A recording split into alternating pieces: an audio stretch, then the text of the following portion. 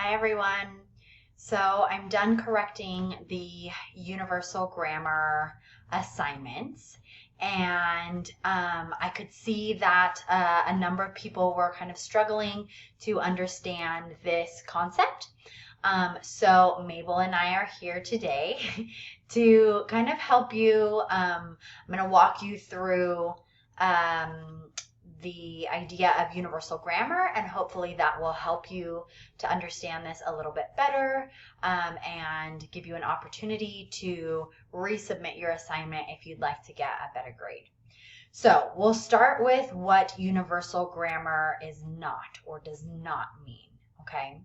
So universal grammar definitely does not mean that we're born with one language or another, right?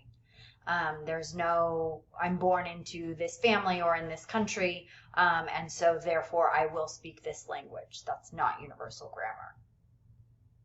It also does not have anything to do with what babies can hear in the womb, right?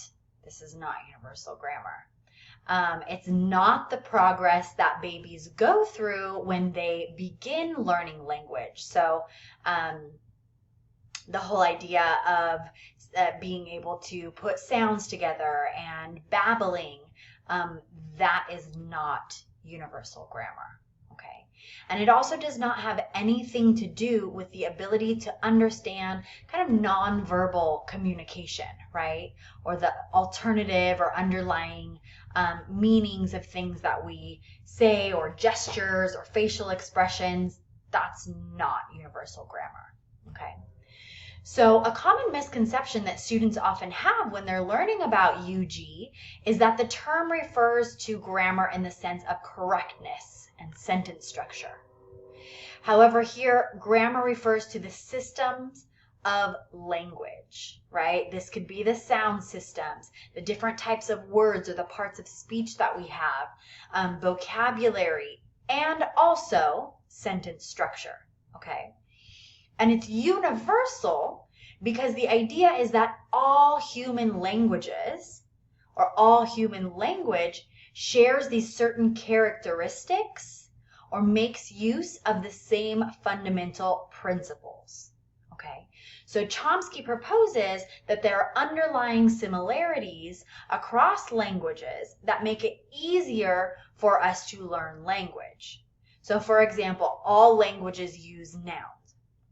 All languages use verbs, right? These are called principles. And this part is innate, or instinctive in our brains, right, as humans. So a baby does not have to directly be taught what a noun or a verb is in order to use it when they start speaking, right? Their brain does that categorization for them because their brain is hardwired to recognize that a noun or a verb is a word, okay?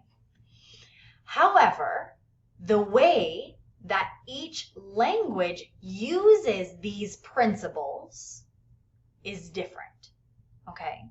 So how these principles will be applied depends on the child's environment and the language that surrounds them. So for example, this means that without learning about language, we're able to identify acceptable versus unacceptable structures in our language, right? And these are called parameters. Parameters are learned. And an example of a parameter might be using the ed suffix for past tense, okay? Children learn this because it is specific to the language that they are exposed to. All languages use verbs. That's a principle. We add ed suffix to the end of a verb when we're talking about the past in English. That's a parameter, okay? So basically, a baby's brain collects enough data in hearing the past tense with ed to know that that is how we do it in English, okay? So universal grammar theorizes that we are not born with a blank slate in our brains, but rather there is something there that allows us to learn so efficiently and so quickly a certain framework, if you have it, for language, okay? It's as if a baby's brain has a blueprint or a plan for what language is, right? What it's made of, how the parts work together, right? All of that.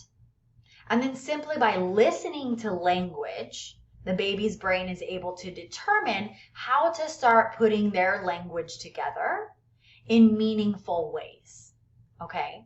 So some strong evidence for this is in comparing first language acquisition to second language acquisition, which we'll be doing later on in the course. Okay, so if you've ever taken a language class, you know very well that it's not easy to become fluent in another language.